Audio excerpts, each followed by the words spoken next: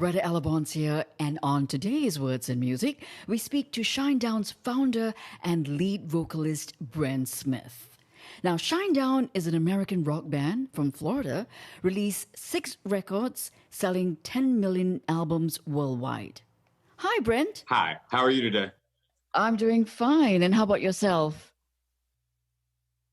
You know what? It's pretty heavy right now where I'm at in America, but the beautiful thing inside of all of this chaos is that the people of this country are embracing one another. It's that in and of itself is amazing to witness. But I'm good. A lot going on right now, not only in our world professionally, but just in the world in general, between the virus and here in America, what's going on with the public and our government. But trying to stay as optimistic as possible. I've never been a pessimist, the negative side of things. I've always tried to find a solution to a problem. What is your take on the situation with this current situation with all the racial protests? I think that it truly comes down to the lack of leadership. You have a country that, and it's interesting, it's very, very interesting, because at this moment in time with what's going on, the public, the people of America are coming together.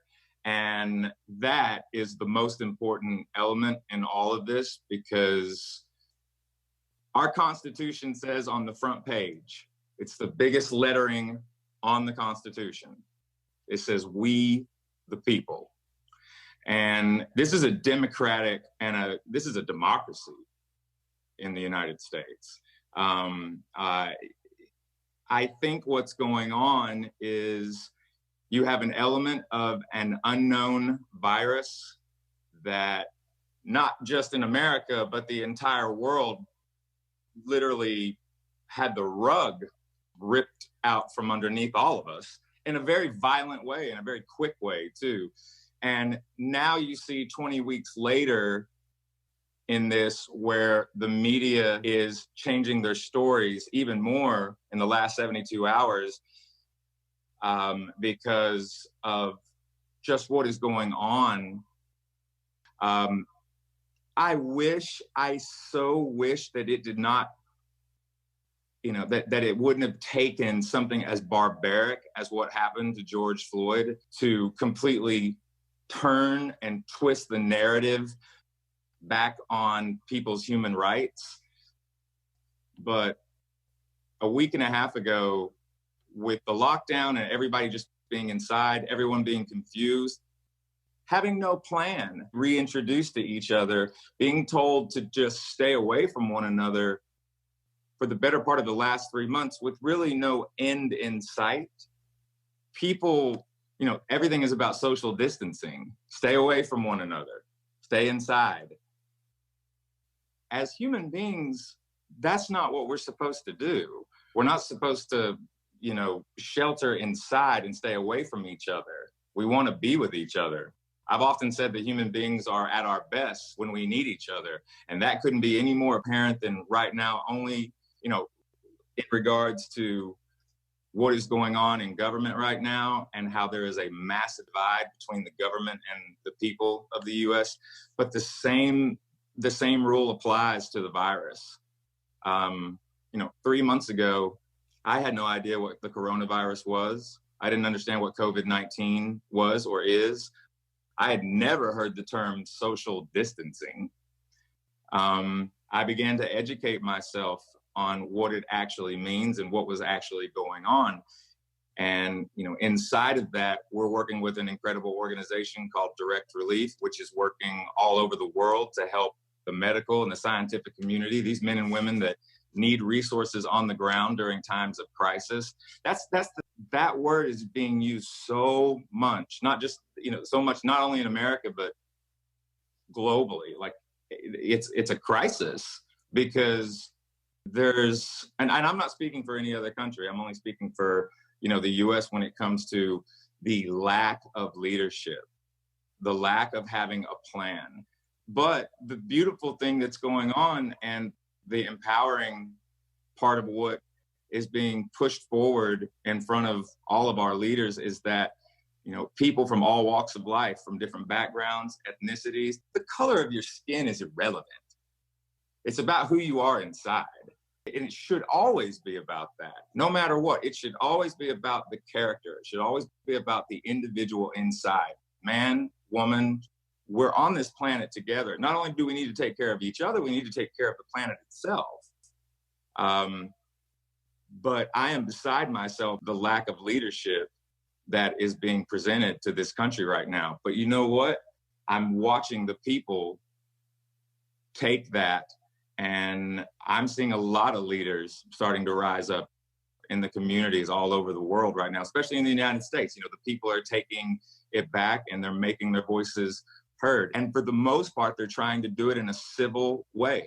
Thank you for, giving your points of view. I've been given a platform by the public because the music that myself and Eric and Barry and Zach write, we've always been very honest who Shinedown is and what we represent. And it's a lot of language about overcoming adversity. I've often said that sometimes in life you have to fall into a hole to figure out how to get out of it, because life is going to throw you a lot of curveballs. But when it comes to law enforcement, I do want to make something really, really clear. The men and women of the police departments in all of the major cities, in all of the, B markets, C markets, secondary. This is a country that is built of 50 states. Inside those states, multiple cities, counties, and jurisdictions. We've had the pleasure of touring for over 20 years professionally. We know a lot in different rankings, from the chief of police in multiple cities to multiple sheriffs, deputies, people that are our friends, and they're really, really extraordinary people. They're wonderful people. They have nothing in their heart. They have nothing but good intentions in their heart. They chose to be police officers because they wanted to protect and serve their fellow. Looking at the protests, the peaceful ones, and the ones that are mobilizing and strategizing, as Killer Mike said in Atlanta, which couldn't be more real and very necessary. The peaceful protests are people that are mobilizing, like he said, and strategizing and trying to work with one another and have a plan to move forward so that we can all look at what the real are. But watching these looters and these people that are vandalizing cities, destroying their own backyard, their homes, and watching the firefighters last 48 hours have Molotov cocktails thrown at them and rocks and bricks while these men and women are trying to put out fires, and watching police just in a position where if they have to form a line and they're bound by law to protect the citizens, but to protect themselves, and they're being put in such a difficult situation because the mass majority of police officers, men and women in this country, I know this they became police officers because they wanted to protect and serve their community. Because of what an officer's actions did, which was presented to the entire world in broad daylight, is beyond put into words. It's difficult to watch that 9-minute video of this officer literally ending a man's life. To the point where it just makes you, furious really isn't even the word. You have, just as an American, you're disgusted. It's hard to put it into words. And what people are doing, because they feel that way and they've seen this, they're marching. They're making, a statement right now, a very, very loud statement. And it's incredible to see other countries protesting as well and bringing awareness to it. In countries where George Floyd wasn't even a part of that country or lived there or anything like that. It's the representation of humanity. And I hope that we can get through this in the coming weeks without seeing without seeing more death and more divide. I think it's up to the American people to bring it back home. What we as a society and we as a people want to present and how we want to be represented as Americans. We tell the entire world, come to America. That's why the Statue of Liberty was brought, to this country. It's a symbol of refuge. It's a symbol of, as long as you're willing to obey the law and you want to be a citizen of this country, if you weren't born here or however you look at it, as long as you're willing to obey the law and you're willing to work hard, you can be anything you want to be and you can live free here. There are so many people, when you look at the history of this country, there are so many people that died so that this country could be the way that it is, to have freedom, to treat everyone equally, men and women alike, children, so on and so forth. Talking about, saving someone's life and doing good. I mean, the band just released a single, right? Or re-released a single just a few days back, Atlas Falls. The song has never been heard until now.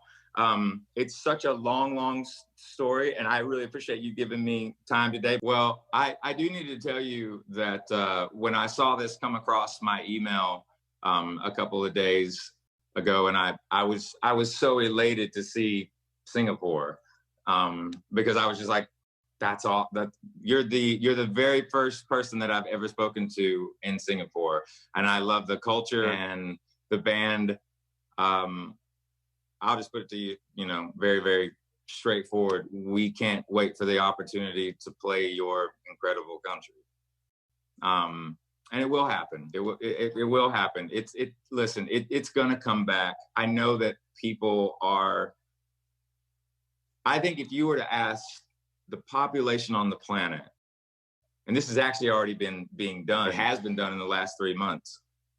If you were to ask the population on the planet, if you had a choice between tomorrow staying inside or going to go see a concert, what would you do? I'm going to a concert. And I'm going to a concert. And because when you take away the arts from a society and a culture, I understand that we are in the midst of a pandemic. I think everybody is aware of that though now. You know what I mean? We're not supposed to shelter inside forever. 3 months is 3 months is long enough.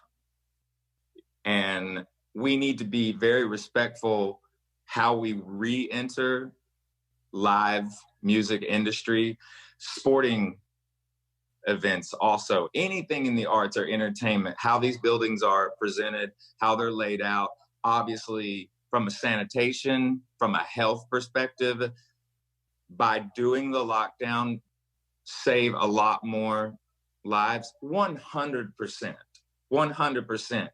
But it goes back to what I said a moment ago too about having a plan. And I know we're in these, what they're calling them phases, but the reality is that, and actually I can turn this and spin this around to Atlas Falls. So Atlas Falls was written during the writing process for our 4th album, which is a record called Amaryllis.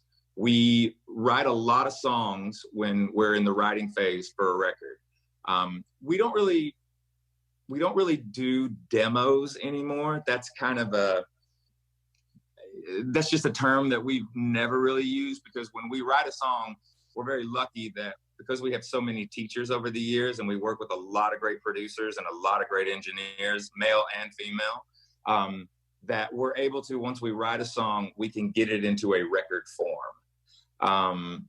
So with Atlas, it was one of the songs that was written for that album. It didn't make the record, not because it was a bad song. It just, for whatever reason, it didn't make sense for that record at that time. The band and I, we always had a really strong bond with that song. I did think that it would see the light of day eventually. I didn't realize it was going to be to this magnitude. But what the song is about is, so in Greek mythology, Atlas is the god of endurance. And basically, in a kind of a nutshell, he picked a fight with the Titans. And I guess you could kind of say that like the Titans were his older brothers. And he picked a fight with them and he lost. And not as a punishment per se, but to teach him how to not be selfish and to be selfless, Zeus placed the world on his shoulders. So he had a responsibility to hold the world up. The question was, well, what happens if Atlas was to fall? Who would help Atlas? And that's where we come in.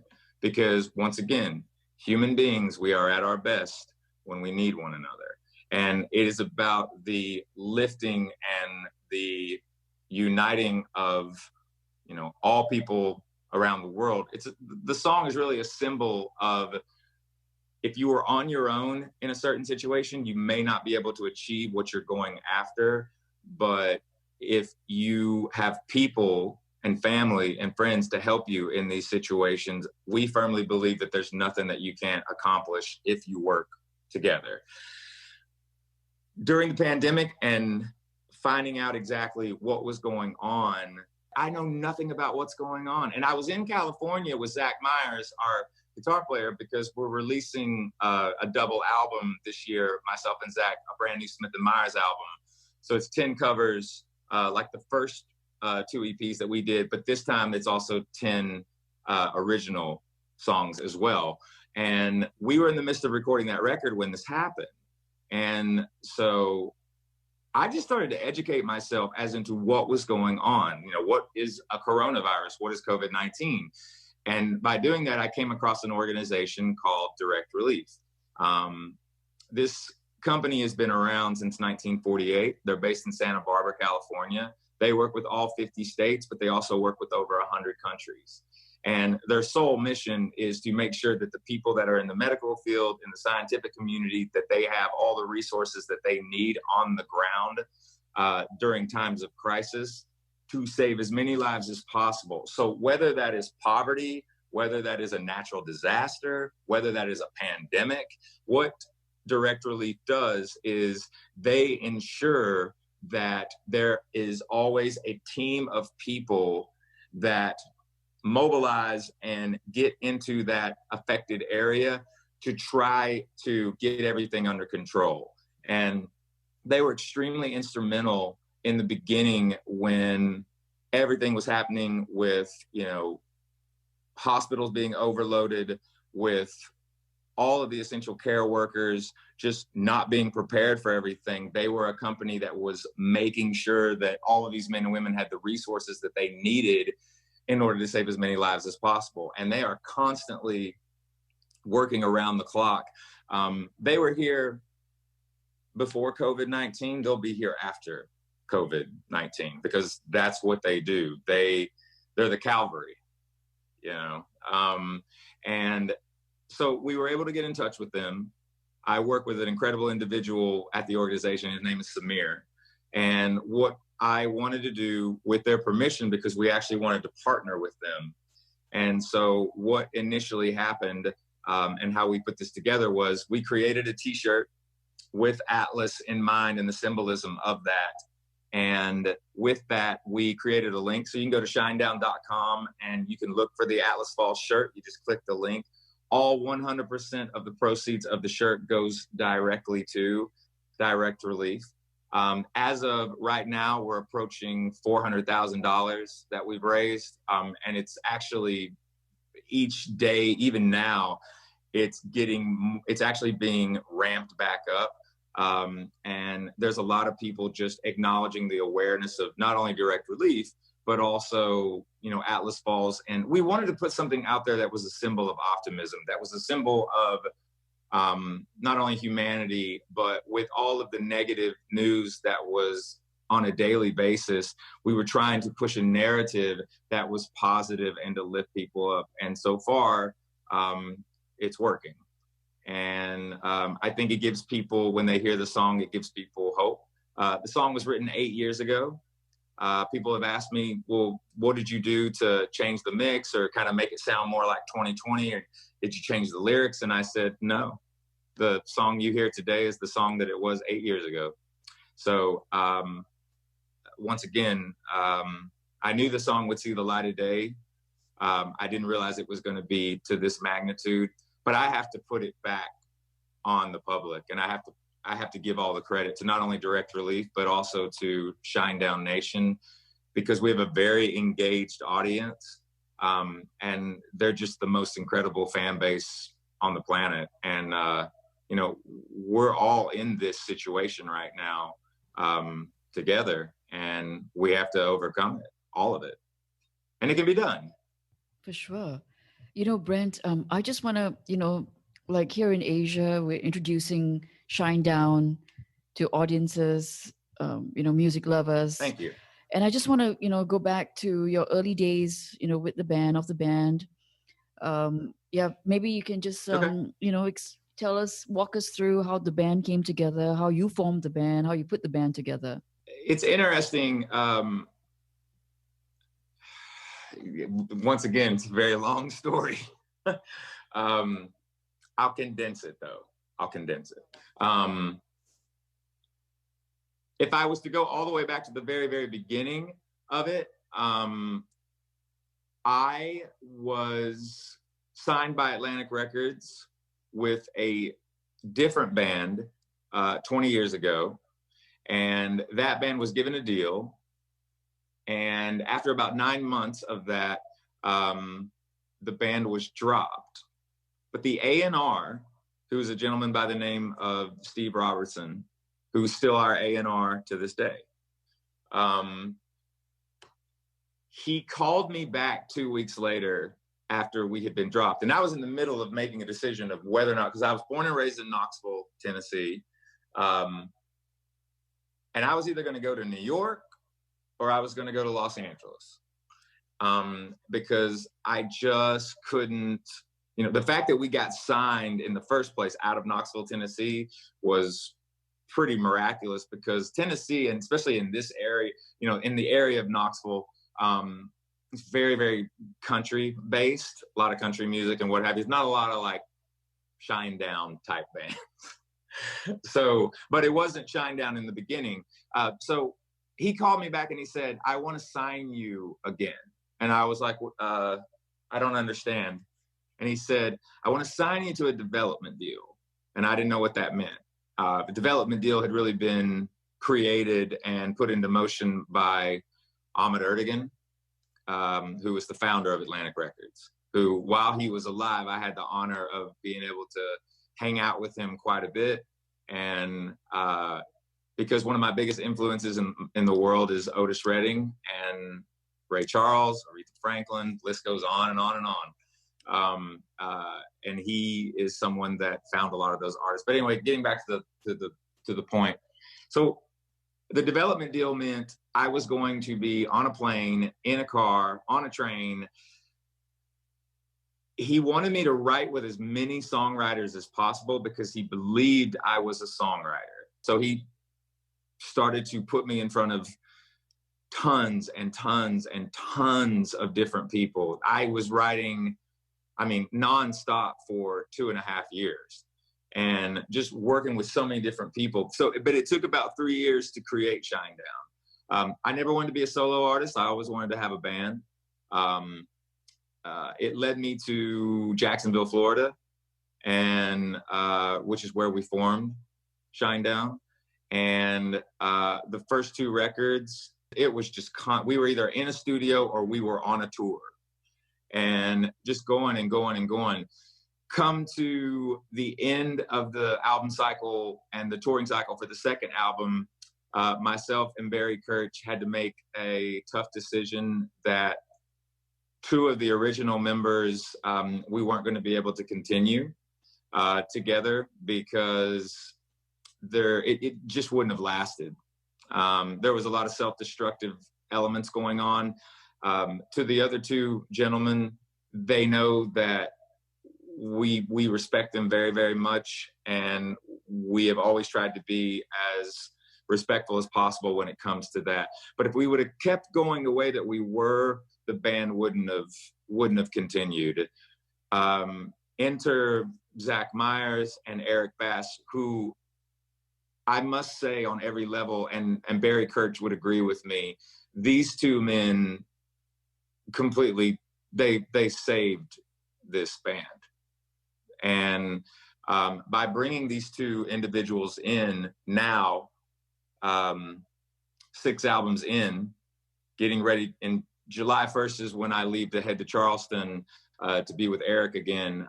We all do. 20 years in here, we're getting ready to begin writing our 7th album. And the rest is kind of history that's being made right now. You know, Brent, I was, reading through, and, you're just really hardworking band.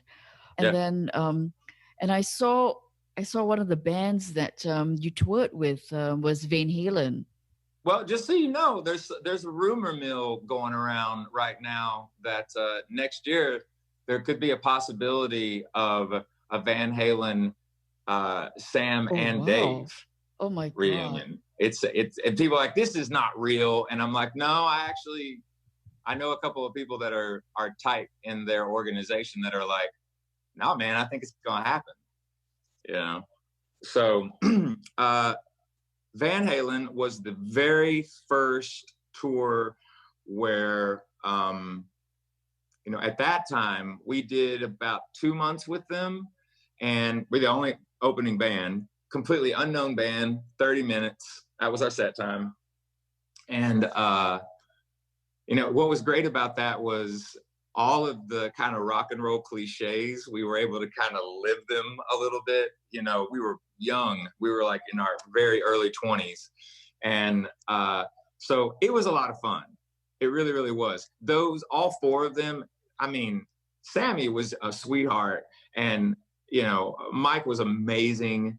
And, Alex and Eddie, they were fantastic. I mean, one of the coolest things for me looking back on that was I didn't necessarily grow up with Van Halen. Like, I knew some Van Halen songs, but I wasn't like a diehard, fan.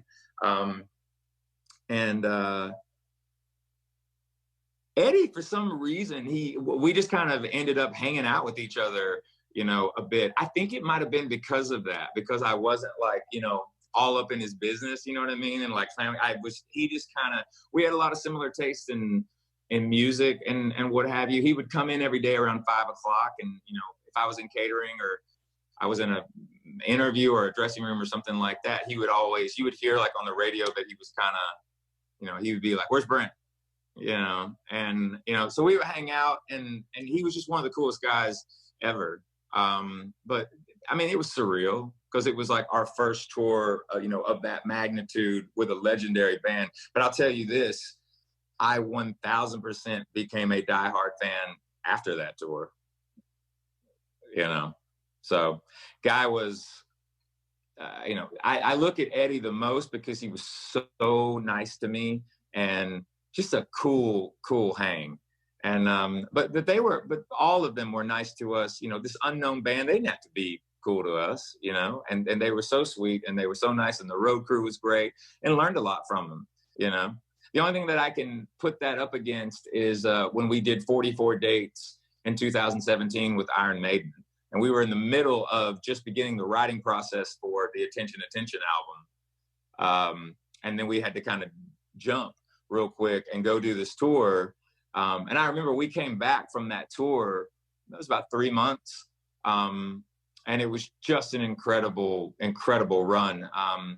But their audience, witnessing that audience is very humbling. Our audience is amazing. And they're the Iron Maiden fan base is the only thing I can liken the Shinedown fan base to, because they're so passionate. and we learned a lot from that tour also. But I remember we came back from Iron Maiden, and they inspired the song "Brilliant," which is the finale song on Attention Attention. It's the last song on that record. So yeah, we've been very, very fortunate to open up for some pretty legendary artists. Brent, how has touring evolved from the 2000s to present day? Is it still the same for you? This is what I believe. I believe that back in the day, there was this idea that touring in a band, a successful band, that it's drugs, sex, and rock and roll. Well, I'm going to be honest with you. I do not take it lightly that you're having a conversation right now with someone, me here. You're having a conversation with one of the luckiest human beings on the planet Earth. Because I have been in some really, really hairy situations. And I've been very, very fortunate that I've been able to come out on the other side from that. And that dynamic of putting in the touring industry, if you want to survive, then you need to understand that it's a business. It's an art, but it's a business. And the days of having that mentality of like, I'm just the artist and I'm just going to wake up at 4 o'clock in the afternoon and I'll kind of wander into catering, and then I'll have someone dress me, and then I'll go on stage and I'll be awesome, and then I'll party all through the night. Doesn't work that way. It is almost like the military. And why I say that is it's very regimented. And because what we do as a band, we are 100% at all times. We have one boss. It just happens to be everyone in the audience. So we're there for them. We are there to perform for them, and they've given us a platform to be ourselves, and we want them to be themselves. But when you get into the world of touring in this generation, it's a lot of work, because there are so many men and women that are involved in the things that are behind the scenes, the people that we work with. And when we're doing the bigger shows, if we're headlining arenas or we're doing amphitheaters, it's usually a core crew for just our outfit. Like, I'm trying to give you an example. Like last summer, we did an amphitheater tour. We did about 33 dates, but we brought 3 brand new bands that really no one had heard of before, but we liked them, and we just really wanted to bring them with us. So it was a band called Broken Hands, Dinosaur Pile Up, and Bad Flower. And so all 3 of these bands are awesome, but so the amphitheaters are between 10 to 22,000. Most of the tour was completely sold out by the night of every show.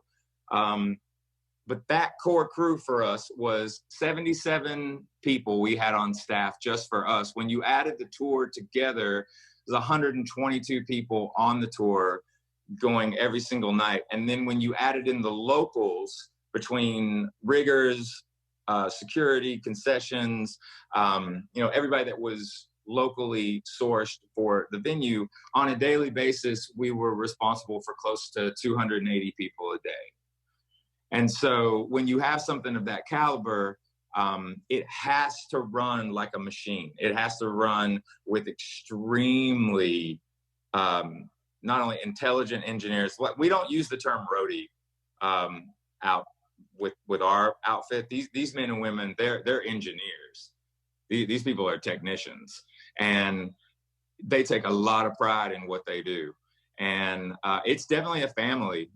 We try to keep that environment on the road as wholesome as we can, as productive as we can, because the people that we work with, last one in, and these individuals are first one in, last one out. Like, I'll give you an example. Our PA, which is our band assistant and our production assistant, her name's Erin Masuda. And she starts her day when we're on the road. She starts her day about probably like 5 a.m. She's in the venue. Our stage manager, Charlie, he's usually chalking the stage grid at 6:30 in the morning. But like Charlie and Erin, I mean, they get in around 5:30 in the morning in the venue. They don't leave until 4 in the morning, you know, the following day. And it's like, you know, you'll have 3 shows in a row, day off, 3 more in a row, day off, then 2 on, day off, 1 on, day off, and then repeat, 3 on, day off, 3 on, day off. And don't get me wrong, we choose that schedule. But it's changed in the idea that just anybody can do it. To work behind the scenes like that, and to have a lifestyle where you're constantly moving. Your band is really together. You really got it together for 20 years, coming to 20 years. What is your secret on the longevity that you've managed to attain? The longevity comes from don't keep your mouth shut. Like, don't stop talking to one another. We are in a band. But we genuinely love one another, you know, and not only that, we love one another, but we also like each other. We could choose in where we are now. If we wanted to ride in separate buses, we could. We don't do that. If we wanted different dressing rooms and we all wanted our own, we could do that if we wanted to. That just would suck. You know what I mean? It would just be so bad. It would be so boring, you know? I think that the longevity comes from nobody goes to bed angry. We talk about our, you know, we have grievances with each other, or we're upset with one another, or somebody's upset with the other one, or what have you. We talk it out. And we never, ever bring it on stage. Like when the witching hour hits and the switch goes off and it's time to get on stage, you're there to perform and give the audience, once again, one boss, everybody in the audience. They don't need to see, you know, what's going on in your personal life, you know, what have you. You're there to entertain. You're there, you know, these people paid a lot of money to come and experience this. So we never bring any kind of, if we're in the midst of an argument or something like that, we never bring it on stage. I would say that that's one of the elements, but really it comes down to communication and be respectful of each other. And here's the other thing too, it's a band. And what I mean by that is they've given me, Zach would tell you that we're a democracy with a leader. And I feel very, very humble that that is my position because they trust me. But I talk to them about everything. Like, we go through everything together ahead of time. Wonderful. Well, just good advice for sure. Good advice. You know, now without the tours happening, you know, how is Shinedown making use of this time? I have to be honest with you. It is interesting. This year was always going to be a creative year for us. We finished last year with Alter Bridge at the O2 Arena in London, December 19th. This year was always a creative year. Even with the deep dive tour that we were set to do and the headlining of festivals, there was only 22 shows for the year. We are finishing up the final stages of the editing process for the Attention major motion picture. That's going to be coming out pretty soon. Actually, we're getting ready to announce that. People have been waiting on that for 2 years. We also filmed the show in London last year. So we're putting the finishing touches on that live show. That's going to be released. Obviously, me and Zach with a double album for Smith & Myers. I leave July 1st to head to Charleston, South Carolina. We all do, to start writing Shinedown 7. So this was always a creative year. We had these things on the books. It's just with the touring aspect and everything that's going on right now, what we're trying to do is keep people as calm as possible, because hysteria is not gonna, you're not gonna solve anything with hysteria. You know, you have to be, now is the time to really look at the big picture, because I think we talked about this a moment ago. A lot of people in the industry are like, is it ever going to be the way that it was? And the answer to that is this: no, it's not. But are there going to be buildings that have a 10,000 capacity, and there's not going to be 10,000 people in that building anymore? Absolutely not. It will go back. It will. What will be different is, and I think this is a good thing, is sanitation is going to be met with a higher standard now. The ways that venues conduct themselves, how they position things to keep, the public. Everyone says keep them, safe and all that. Obviously, you want to keep people safe, but you also want to keep people clean. You know what I mean? And I mean, like what they're doing in the subway system in New York, what, the governor and the mayor have been doing this entire time is they're actually excited about reopening New York, because their governor and the mayor is like, wait till you see what we've done to the subway system, because they've cleaned it up. They've added things so that it's more sanitary, that it's you don't have to be as in fear of like, what am I going to get, in the subway system, things like that. So I think that people have to look at the fact that there are so many people working on being able to have live entertainment become part of society again, but we have to look at it and be smart. We have to understand that, look, you also can't live in a bubble. You know what I mean? You don't need to be sheltering forever, because the reason as a society and as a people that we do have a strong immune system is because we go out in the world. You know what I mean? And, look, this is a novel virus, which means it's a new virus. But what I would say is this: when you do the research of what this actually is, and there's a reason I'm bringing this up, COVID-19 is called COVID-19 because it was discovered in 2019. The reason it's called coronavirus is because it comes from a family of viruses, and corona means crown. And if you've watched the input of this virus and why it's different than others is, it attaches to different linings it's a respiratory virus. It's contagious, a higher contagious rate than most viruses. We're learning new things about it every day. But what I think people need to understand is also that it's essentially SARS, but it's SARS part 2. There will be a SARS 3. There'll probably be a SARS 4, 5, so on and so on.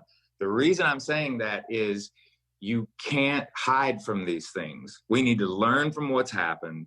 We need to look at the healthcare system globally and how we respond to these types of airborne diseases, viruses, and what have you. I'm not taking anything away from the amount of cases that the entire population has seen. The death toll is unacceptable and awful, but it is a reality. Death is a part of life. Nobody wants to hear that, but it's true. And people need to have their confidence built back up. We need to be safe. We need to be respectful of anyone that has a compromised immune system, the older population, and being respectful of them and trying to keep them safe. But you cannot completely stop our way of life. People need to get their confidence back, but they also need to be able to see and experience art and music. And because as human beings, we love to watch each other compete in sports. We love to be inspired by each other. We love to be amazed at, what someone achieved because they thought it up in their mind and then they made it a reality. We are the only species on this planet that's like that. We're the only species that can go, something doesn't exist, and if we think about it and we want to create something, we create it. And that needs to be used for good, and that needs to be used for our prosperity. But we need one another. We're not meant to stay away from each other. That's not living. That's not life. And it will. And I just want you to know, and I want your listeners to know, and a lot of people here in America know this from me because I've been very outspoken about this. It will come back. It's going to have to be looked at, and there's going to have to be a lot of respect in how it returns. And what it is mass gatherings, being able to go in big open areas. It will come back. I want to ask you, is that going to come back this year, you think? Possibly. I can tell you right now that there are multiple production companies working with some of the bigger production companies. Most of AEG, Live Nation, as a safety precaution, and I get why they're doing it, they have said nothing in 2020. We just need to get through this, make sure, because what they're doing right now is they're preparing for 2021. Because what they're trying to do right now is they are mobilizing, and we all are. And I'm talking to a lot of promoters, actually, a lot of people in different areas, because they've asked me, how would I go about reintroducing it? What are some of my thoughts and things of that nature? The conversations are being put together right now. There are a lot of people working right now to ensure that we can return to live entertainment in 2021 and it be stronger and safer than it's ever been. Phenomenal. Well, that's good to know. I'm glad, to hear that piece of good news. Yeah, it's really good news. Yeah. That's the thing too with the media. I'm not going to get on a soapbox here, but media, they know what they're doing. And here in America, whether you're from the left or the right, people they're over it. They're over all the negativity. They're over all of just this whole disjointed, disorganized, like you don't know what you're reading and if it's real because there's so many different contradictions. And the industries and the publications during this, you mark my words, come next year, the people, and they know who they are, that are feeding fear they're not going to be around next year, because the people will demand them to stop feeding fear to the public. What I'm talking about are, different news outlets that report simultaneously around the globe that put a bad light, on any situation, just because they're trying to enforce a clickbait for their subscriptions. That is, in my opinion, that is immoral. And we have freedom of speech in this country, and we also have freedom of the press. But the press, going all the way back to the Constitution and how our forefathers implemented this government, the press was given free speech because the press needed to be not a middleman or a middlewoman between government and the people. But the reason you have freedom of speech is because that's what our country was founded on. But the reason that freedom of the press is in there is to establish whistleblowers for the greater good, because it's supposed to shine a light on corruption. It's supposed to shine a light and tell the people what the truth is, what the facts are. And with social media and the internet in the last decade, you've seen how that has been a negative reaction, because everybody has a platform. Everybody has an opinion. Like I said, I think that there's a lot of good that can come from social media, but there is also a lot of chaos. And I think that you have to be aware of what news stories are accurate, where you're actually getting your news. And you have to do some research. You have to educate yourself. And that's something I would tell anyone around the world. Like, don't just take the first article you see and think that it's the end all be all. Like, do your research. Like, go in there and if you don't understand something or you want to know more about something, you've got to do the research. But it is also the duty of the press to make the public aware, but to report the truth. And that's been lost in translation. And it's time to hold the media accountable just as much as we're holding, our government, accountable. I look at other countries and how, this pandemic has been handled. I look at a lot of other countries and see how they're doing it. And we're supposed to all be learning from each other. I think that human beings inherently, I've said it a few times on this interview, I just believe that human beings, that we are at our best when we need each other.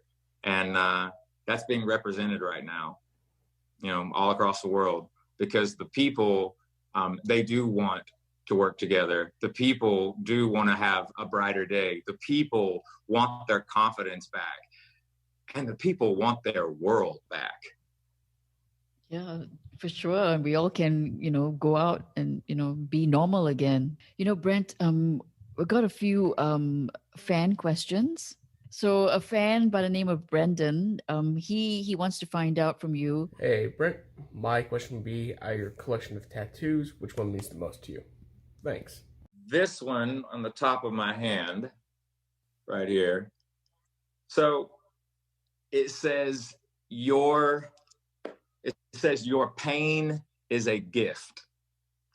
And why that's important to me is that it reminds me every day that what does not kill me will make me stronger. And it's interesting when people have seen it before, they're like, what do you mean my pain is, your gift? I'm like, no. Like, your pain is your gift. I'm telling myself that, meaning, all of the things in your life that would be obstacles that you would have to overcome, anything that is something that you have to push through adversity and the willingness to live. I got the tattoo in a lot of ways because I've always said the will to live will always outweigh the ability to die. And it's probably one of the most significant tattoos. It's one of the simplest tattoos I have on my body, but it always, I look at it and it always allows me to know that that I'm responsible for my attitude and how I present myself to the world, and who I am and, what my character is. So it keeps me, I'd like to say that it keeps me honest and it keeps me humble. Will I ever get any more tattoos? I have to get 2 more, but then I'm probably done. It's funny because everybody in the band has the birds from The Sound of Madness. They have them on their bodies somewhere except me. So they always give me crap about it. They're like, you ever gonna get the birds? And I'm like, I will eventually. So I've got to get the birds and the exclamation point on attention. which I kind of know where. I think I'm going to put the birds behind my ear right here. I just haven't had time to do it. And I'm going to put the exclamation point behind my ear over here. So those are the only two that I have that I think that I'm going to do. And then I think I'll be done. Excellent. A question from Paolo. Hello, a question for Brent of Shinedown.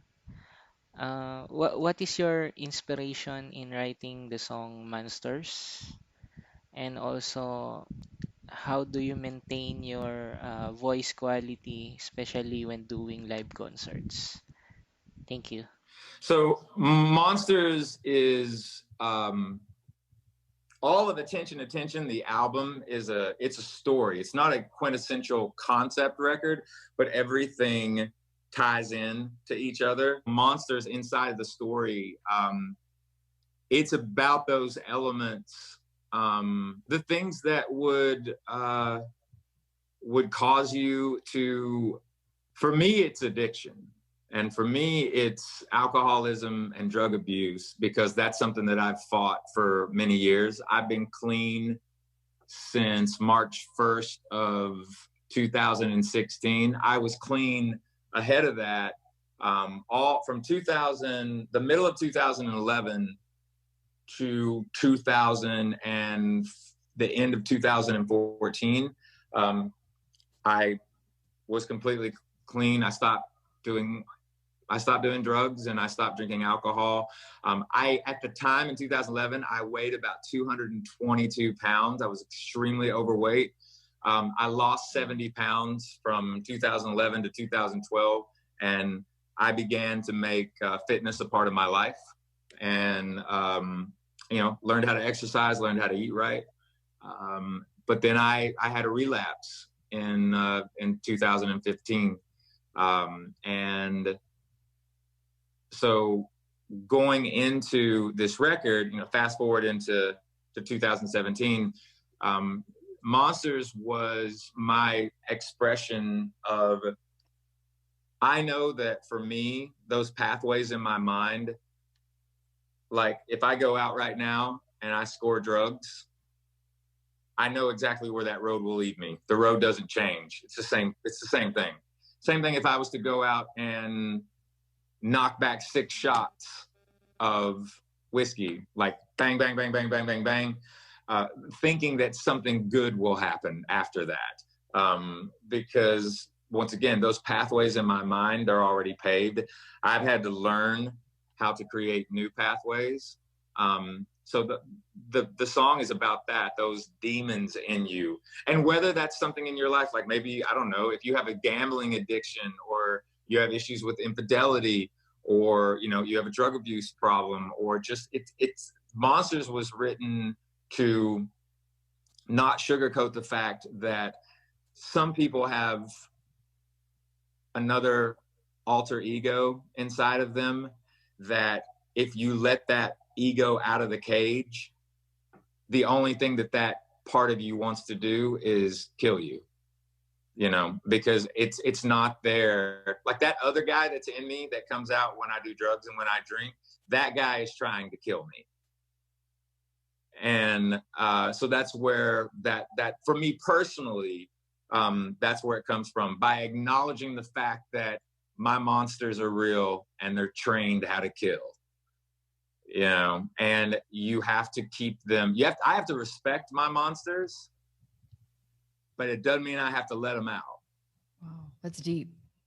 I had a really good friend of mine once tell me, when I was on one of the last benders that I was on, and it was really bad.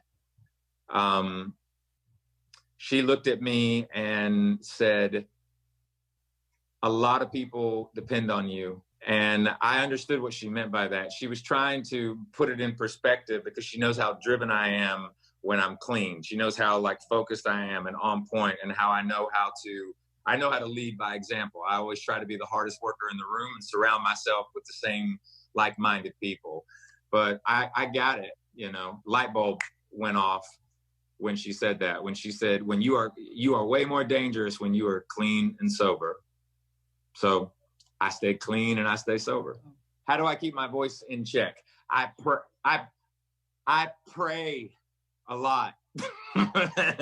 I do. I know it kind of sounds a little silly, but like, no, my spirituality is one part of my life also, where it's like, you know, I pray to be healthy. I pray to have a strong voice. You know, I pray. I don't do any like traditional warm-ups or anything like that. I try to not eat a lot of acidic foods. I try to not drink a lot of caffeine. I drink a ton of water. I try to eat a lot of lean protein and really, really fresh, you know, vegetables when I can. You know, what I put in my body, you know, I get out of my body. So I try to feed my body life. You know, your voice is your instrument, but you have to take care of it. So it's not like if I'm playing drums, I drop a stick, I can grab another one. Or, you know, if I'm playing guitar, I break a string or a cable goes out, I can take it off and get another guitar, get another cable, or restring the guitar. You know, you get two vocal cords, and you have to take care of them. Shannon wants to find out, if you could change one thing in your life, what would it be and why? If I could change one thing in my life, that is a massively deep question. I'm not being lighthearted about this or anything, but I'm gonna give you something that's not so serious, but it is something that if I could change it, I would, and I'll tell you what. So, being as scheduled as I am, I do have, for whatever reason, I have a hard time being on time. I am consistently always 15 minutes late, usually. And it's usually always 15 minutes late. So I've gotten better at it over the years. You know, I'll flip my time on my phone back, or I'll set my clock, you know, forward a little more, you know, to make sure I'm there. So I would change the dynamic of where, for whatever reason, I always seem to be late. And why would I change it? Because it's not respectful when other people are like waiting on you, you know. And I've gotten better at it. But yeah, if I could change anything, it would be I wouldn't be as tardy as I normally am. A question from Hayden, and he says, "Hi, Brent. A curious question. If there's a song you wish you wrote, what would it be and why?" It would probably be Neil Young, "Keep on Rockin' in the Free World." But I'm going to tell you why. The second verse of that song, in my personal opinion, is the greatest verse in a contemporary mainstream. I don't like, you know, putting labels on things, because music is universal. But I believe that second verse in that song may be one of the strongest pieces of literature in rock and roll history. And so the second verse, he says this. He says, "I see a woman in the night with a baby in her hand under an old street light near a garbage can. Now she's put her kid away and she's gone to get a hit. She hates her life and what she's done with it. Now there's one more kid that will never go to school, never get to fall in love, and never get to be cool." And I get emotional thinking about it right now. I have to like hold back here for a minute. Oh, that got me. It still gets me to this day. That line, I think it's just the gut-wrenchingness of the last part of it, where he's like, there's one more kid that'll never go to school, never get to fall in love, never get to be cool. You know, that's powerful. And it has been I'm 42 years old, and I just firmly believe that that's probably one of the single most amazing pieces of literature ever written in a 3-minute and 35-second song. Bono used to say, or Bono has said, all you need sometimes is 3 chords and the truth. And Jeremy wants to find out, when do we get to see you guys in Singapore? Sooner than you think. It's such a pleasure talking to you, Brent. It's amazing. Real quick, just so you know, I very, very, very much look forward to seeing you in person in the future. Thank you so much on behalf of the band and myself and management and Atlantic Records and Warner Music Group for letting me do this with you today. I hope this is just the Yeah. beginning of many more times that Yes. we'll see each other. I look forward to seeing you in Yes. person. For sure. And just thank you so much for the support. And if you ever need anything at all you need to do is just ask, and whatever I can do. And very appreciative of your time Thank today. you so Thank much, you. Brent. Thank you. Thank you for your time. Okay. No problem. You have a wonderful Okay. day. Okay. Yeah. And see you soon. Okay. Yes, absolutely. Okay, Much love and thank you. respect. Bye.